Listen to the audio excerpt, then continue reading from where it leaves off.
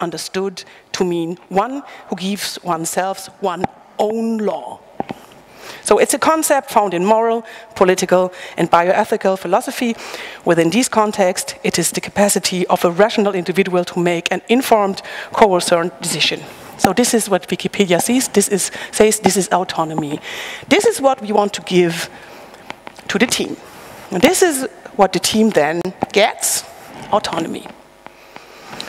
So what's this alignment? Second point. Alignment means, and all bosses know about that, it's about a state of agreement, of cooperation, or cooperation amongst persons or groups. You want them to know where we're going, in what direction, same direction. So this is the alignment. The boss has a very high interest in a good alignment, for sure. So, yeah, that's easy. We put in some autonomy and some alignment, and that should make it.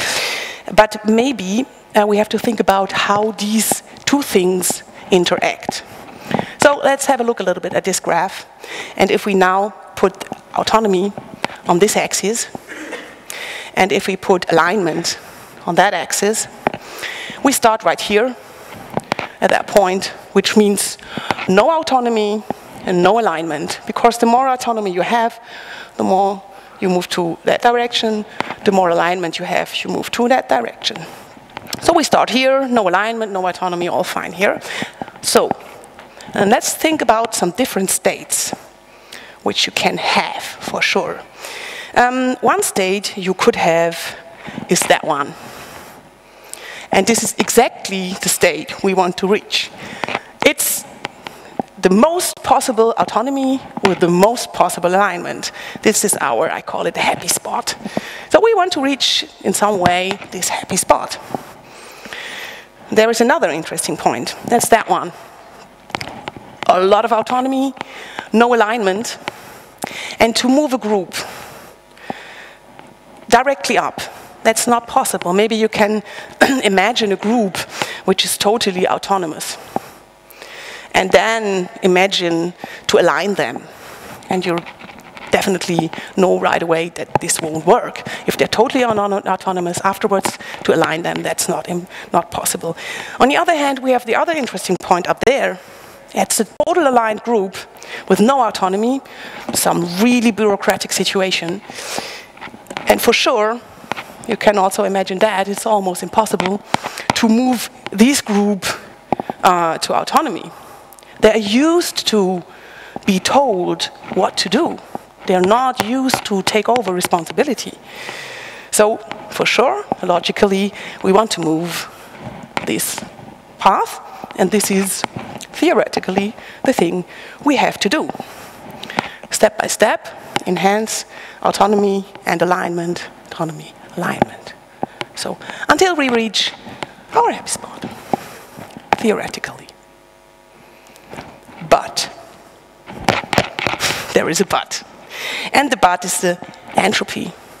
And entropy is an interesting word. For me, I told you I studied mathematics and physics. So for me, it's not about this definition.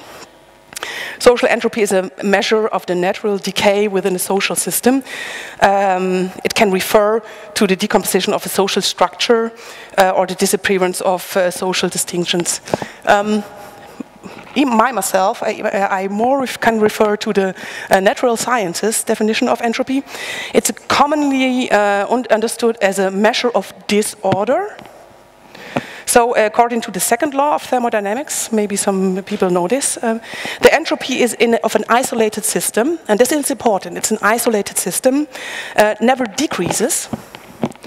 It never decreases. Such a system will spontaneously proceed towards maximum entropy. What does this mean?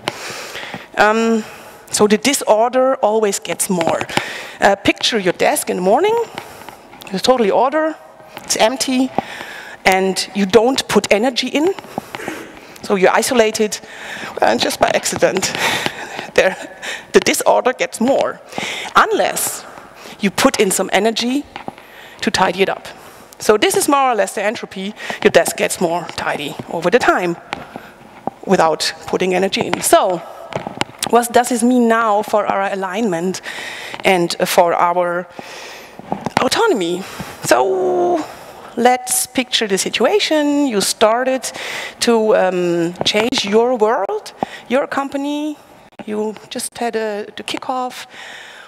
And now you think, okay, I had some cool workshops. Everybody's knowing what we're going to do now. And now I restructured my company. Wonderful. Okay, that's it. I'm done. So then you isolate the system, and then the entropy kicks in right away and pushes your system towards more autonomy, because everybody knows doing what they think is nice to do, makes sense to do for them in one group, and the other group in the other group, and the third group in that group, the fourth group in whatever. I do not know how many teams you have. So what now? You have to put in alignment. So you have to, for whatever reason, put some energy in the system to get them up, to align them, to follow the path, to finally reach your happy spot. This is exactly where you want to be. So the interesting thing is here, do you recognize that you left the path? This is interesting. And the second question is, when do you recognize that? Because we know if we moved too much towards the autonomy, that would be really hard to regulate afterwards. So, do you recognize? And when do you recognize? The next thing is, okay, now we need to regulate. Who regulates? Themselves? You? I do not know. Next question is, how do you regulate? But one thing is absolutely clear. You need to regulate. So you have to observe that. You have to take care. If you change your world, then it's an ongoing process. You have to observe and to regulate. It's the entropy who needs you to do that. So then let's talk about responsibility. So now you regulate, you manage to regulate, you put in responsibility into the teams, into the organs, into the cells of your organism. What does that mean? Responsibility. Take over responsibility. It's about delegation, one thing, because if I have to take over, or if I can take over responsibility, yeah, what do I have to take care of? There needs to be a kind of delegation, because you change the world, so the things go over into the responsibility of the team. There needs to be a delegation. Definitely there also needs to be, why doesn't that work? That does not work anymore. Try to fix that. Maybe. Okay. It's about judgment. Because now you have your responsibility. You need to decide. You need to have a kind of judgment. So, the more often you take over responsibility in a certain area, the more judgment you have in that area. And last but not least, it's about trust. Because I get the stuff delegated, I take over responsibility, and I have to judge. I will make mistakes. So it's more or less the trust between the team and the boss to give some room for learning. So then let's talk about delegation. Well, what's delegation? It's more or less how you make your children learn things. Well, you don't simply say, from now on you can do that. No, they're maybe 2 or 3 years old. You give them gradually more responsibility. So, and so it's not about do this or don't do that.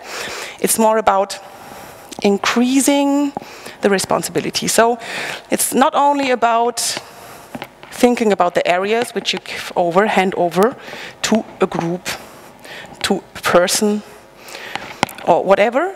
It's also about which level of delegation I want to hand over. So let's think about, are there different levels of delegation? And this here is a concept I really like from a guy called Jürgen Appelo. And he's a pioneer of agile management, modern management. And he found a lot of games and structures and practices in the agile world. So this is from Jürgen Appelo. And it means that we have 7 levels of delegation.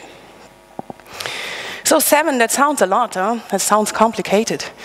But if you think about that you have the 7 here in line, and 4 means equal, that's like, then easy, 1 is already gone, 4 is equal. And on the other hand, if you think about that's mirror symmetrical, which means 1 and 3 are mirrored down to 5, 6, and 7, then it gets easy. 4 I know is equal, 1, 2, 3 is on the top, the rest is mirrored. I only have to think about 3 of them, and the rest I can mirror down, then it gets much easier. So then I can just think about what areas I hand over to what people, then I give them a delegation level, and then they know exactly until where they can decide and where they have to ask. So let's talk about what these delegation levels exactly are. So it's the first delegation level is about tell. So what does it mean? For example, you are the team, I am the boss. So tell, if I have delegation level 1, or we decided on delegation level 1, which I tell, which means I make the decision for others, like for the team, and I may explain my motivation, but the discussion is neither desired nor assumed. So I decide, and maybe I explain, and that's it. So then it's 2. I make the decision for you as a group, and I try to convince you. So I explain myself. I sell what I decided. I want you to understand why I decided this way. So the next step, maybe then you can learn how I function, how I want this to be done. So I sell it. As a third, I consult. So I come to you as a group. I ask for your input. How can we do that? Give me some input, whatsoever. I gather all the information. And then I take all this into consideration. And then I make a decision that respects all your input. 4 is the easy part. Let's agree. We sit together and we talk and we reach consensus. And now we just mirror that down. 4 means you will offer your opinion. It's like, now I'm the 5, yes, and you are the 3. I offer my opinion, and I hope that you listen to my wise words as a boss. But more or less, yeah, you just listen, you take into consideration, and then you decide. So then I have 6, you have the 2. Yes, you decide. I leave the decision to you, and afterwards, I try to ask you, or I will ask you, that you will convince me. The decision is already taken. So, but I want to know how your brain works. You will explain it to me. And if I have the 7, you have the 1, I leave the decision to you, and maybe you explain it to me. So we don't just discuss it. So it's a little bit complicated in the beginning, but if you just figured out which are the main spots which you want to hand over to the team, to a single person among each other, then they can make a list and can decide on which delegation level they agree on. So next is the common misjudgments. It's also interesting. This is about Charles Munger. And Charles Munger compiled this list. This list is called the Psychology of Human Misjudgment. And he's the shareholder and vice chairman of the company Berkshire Hathaway. And it's a really big company. And he compiled a list. He did statistics. How we misjudge, why we misjudge. Based on which things we do a bad decision. So when he found out a list of, I think it's 25 things, and I just wrote down some here, and you can check later what kind of things these are. But it's about liking and loving, You are not objective about people you like, and you all know that. It's about disliking and hating. Hatred causes distorted thinking and blindness to the facts. And this is really interesting. If you now have to decide, maybe in the team, personal things, you always should check your decisions with this list. Because you might make a decision for one person other than because you like the one and you hate the other. And this shouldn't happen, no? So if you hand over decisions to teams and they're not used to decide some HR stuff, they should learn. And for this list can help. So it's also about doubt avoidance. That's really interesting for me, for example. To remove doubt, people rush to decide. So I know this very well from myself, so I feel uncomfortable and then I need to decide and I rush into the decision to get rid of it. So I know that. So this is why I force myself to slow down, to sleep over it. We know all that. Don't write the emails, don't answer the emails, sleep over it whatsoever. Don't rush. It's about inconsistency avoidance. That's really interesting. To resist change, you resist change and are unlikely to change your loyalties, beliefs, habits, or roles.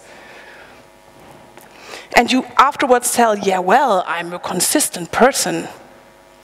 But maybe you decided consistent because you want to avoid the inconsistency. But maybe in this area, inconsistency would make a lot of sense. Because maybe it only looks a little bit like another thing. Maybe it's different. Maybe you should be inconsistent. But you don't want to be inconsistent. We don't want to be inconsistent.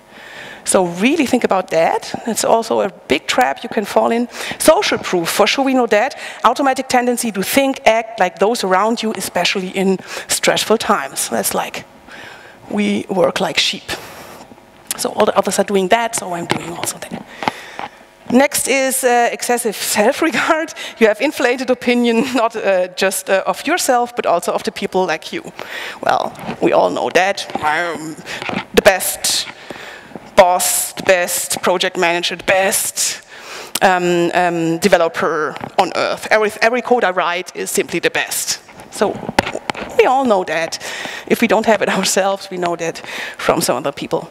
Simple pain-avoiding psychological denial. To avoid pain, people will deny reality. Yeah, it's also very obvious. We don't like pain. We don't like critics. We don't like stressful situations, and so we try to avoid them.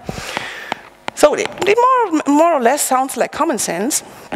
But if you give this list to your team, because if they really have an important responsibility, decision, they're taking over something which they never had done before, and it's a hard one, they can just look down this list after they made the first decision and can check if they just fell into one of these traps.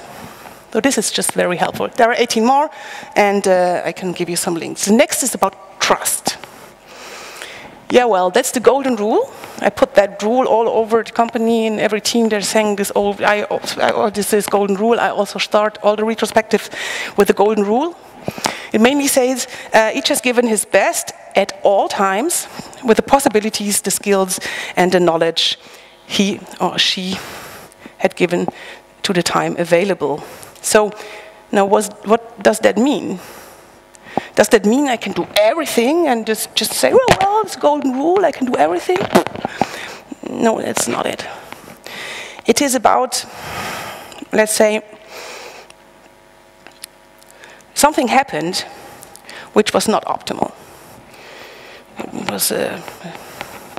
It was maybe a decision you gave over for the first time, second time, something, and yeah, well, or also in the project, something went wrong. And now I can either assume you did it on purpose.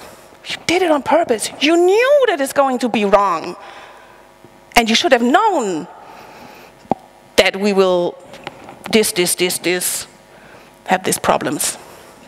Or I can say, well, I know you. I know you. And you think the things you do properly. I know that since years. So I think you decided the best way you could. And for whatever reason, the things you knew or the information you had was not enough. But based on the information you had and on the situation, you did your best. Unfortunately, the situation was not optimal. So now we can work together on enhancing the situation. Maybe there was a problem in communication, maybe a problem in standards, maybe a problem in techniques. But that we assume everybody did his or her best. So, and it sounds easy, but it's quite hard. And sometimes you have dysfunctional teams, and then you really have to work on that part a lot. So,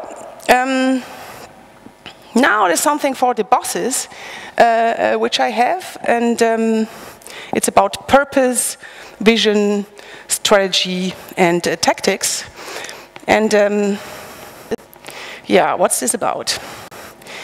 It's about why we do things, and then you ask your boss, why do you do the things which you do? Yeah, well, sure, we want to do cool projects in this way or that way, or maybe we want to earn money, but this is not the purpose. Mainly we know the tactics, we know how we do it or so, but the reason why we do it are lots of times unknown. So let's just define purpose as your passion. Let's define vision as the world you wish to create. And let's define the strategy as how you will get there. And the tactics will ensure that you survive the journey. So, and if you now define these words and you ask the people, they can give you an answer on tactics, and they can mostly give you an answer on strategy. But at the vision, lots of them are lost. And on the purpose, well, most of the time also. And so it seems like we know about the tactics, about our strategy, but obviously we are missing the main point. And this is from Stephen Perry, and is a leading authority and strategist in development and lean services. And he said mainly we work from the bottom to the top, and that's totally wrong. We should work from top down. So we have to think about why we do that.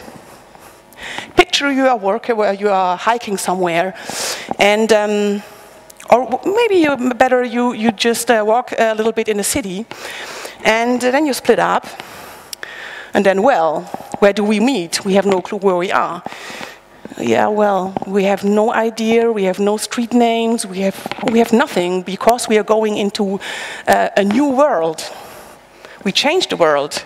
We do not know actually what the world is going to be, but we need to go in one direction. So, but what you could do is you could say, let's go north. You just picture something which is there. It's not there, it's there. And it's visible from everywhere in its direction. And you never will reach it. And it's not important if you reach it or not. It's just an orientation. I go to the North Star. And this is about what you have to think of. Because you can't delegate everything, and you can't just write down every rule or whatsoever. It's not about that.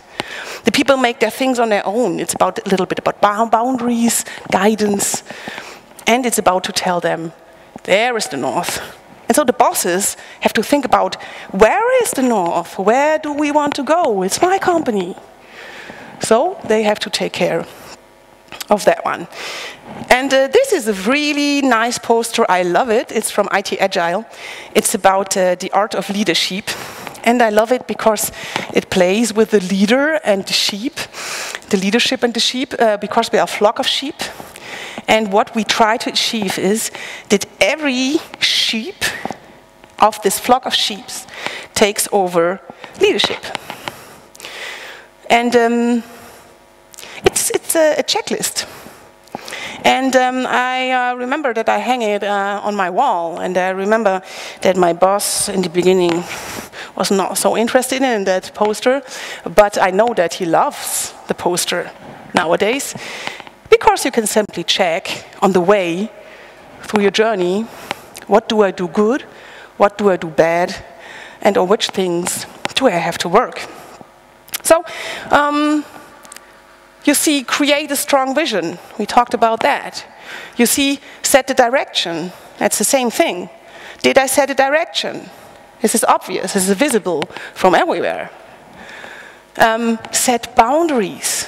If you don't set boundaries, if you don't give the areas that people have to take over the responsibility, it will end up in chaos. Set boundaries, that's important. Are they big enough? Are they small enough? What kind of boundaries did I set? Forgot carrots and sticks. I think that speaks for itself. Be a teacher. Then people need to learn. You have to understand. They're doing it for the first time. Don't expect that they do the CEO stuff, which you do for 20 years, like from the very beginning. No, they don't. And this counts for everything. So, admit mistakes. We all do mistakes. So we have to admit them, because that also means leading by example.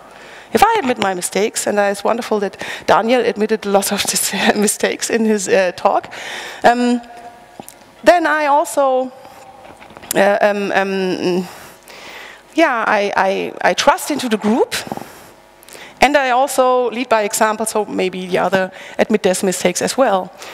There also we find lead by example, encourage leaderships at all levels, which means I do not know who will take over responsibility for what, but I have to be open that somebody can take over responsibility. So I should encourage them. I can't think about everything which might pop up. I do not know. We change the world. I do not know what it's going to be in 3 months. If somebody finds an area of responsibility, yes, take over, try. Help people to deal with fear. There will be several things which the people fear. And be open, observe what kind of fear evolves out of the situation. And there will be fear. Fear about openness, about responsibility, about rolling back, about giving up responsibility, about a lot of things. The one I really like, I personally, is address the elephant in the room. What does that mean? There always are kind of elephants in the room. These are things the people, everybody knows. Everybody knows there is something. It can be a situation, it can be a way we communicate, it can be a person, it can be whatever. Everybody knows about it, but nobody talks about it. This is the elephant in the room. And if we now think a little bit, everybody knows a situation where there was an elephant, and we had this elephant like for half a year, maybe for 1 year there was this elephant, and nobody talked about it. And this is what you really have to do, address the elephant. I like addressing the elephant in the room, and I do it mainly like this picture. I invite the elephant to a cocktail and talk about the elephant. So, improve the system. This is what we can do quite well with things like Scrum, for example, Kanban thingies, like this is more a tool thing, but we improve the system over the time. And this is really important. I started with that.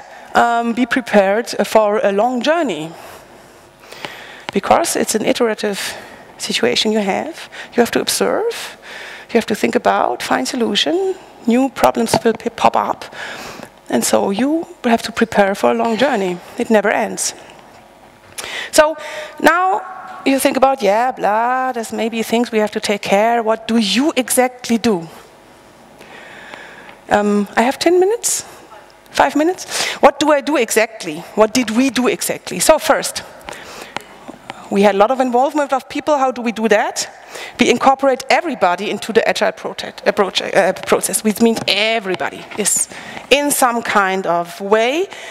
The CEO, the CTO, all developers, all project managers, everybody is involved into the agile process, definitely. Contribution, what does it mean? We do team retrospectives, every team, regularly. In the beginning, every 2 weeks. Afterwards, once a month, we do a retrospective to learn, to think about what we did wrong, so on. We do about leadership and responsibility. We give roles in the teams. Maybe a PO in Scrum teams or Scrum Master. We have a team PM and we have a team coach. So we have delegation levels. We define a certain area and we delegate in different levels this responsibility into the teams. We coordinate all these teams together because, okay, now I have one team, this is functioning, doing retrospectives, has the roles, works. So this organ, like the liver, works. Well, okay, maybe the lung also works. Well, the heart not so good. Maybe they do not coordinate. This organism will not work. They have to do a kind of coordination. So, kind of blood vessels, something like that. So we're doing retrospectives of these roles.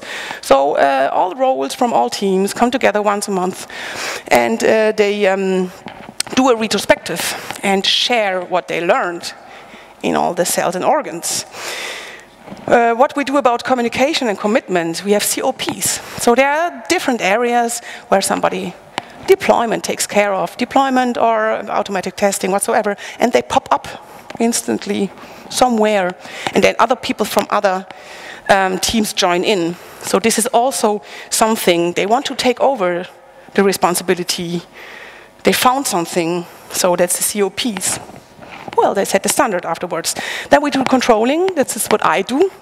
I just observe, and if there's something, I try to address the elephant in the room.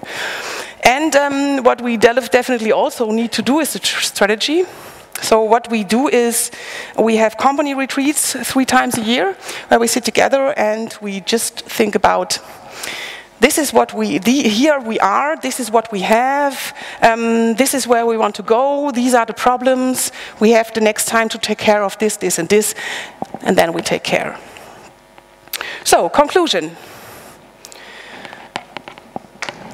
Keep going because of the entropy. Keep going. If you don't go, the entropy will fuck it up. So do not overreact. You judge something, do not overreact. It's Charles Munger. Check the list, 25 points of Charles Munger. Trust. It's the golden rule. Put it everywhere, all over. Tell your boss, it's first about purpose, then about vision, then strategy, and then tactics. So we need to have a purpose and a vision. And that's Stephen Perry. And remember, the most interesting thing is keep going. So keep going. So thank you very much. If you stick to these things, I hope you don't end up like this. And I do not know, have we time for questions?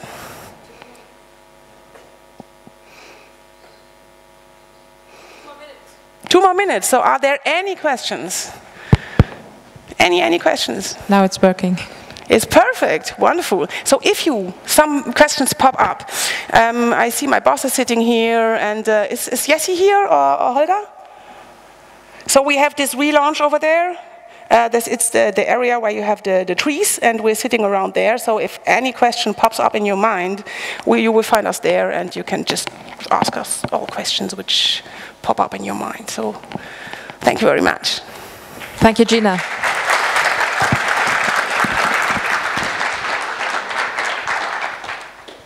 Again, please rate the session, the talk, and give your cards to our wonderful helping hands in the corners at the entries of this room. Thank you.